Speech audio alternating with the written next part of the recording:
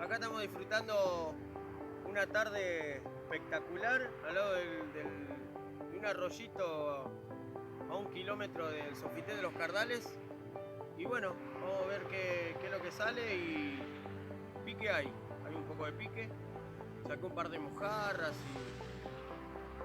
y qué sé yo, vamos a pasar un ratito la tarde que se presta para estar al lado del agua.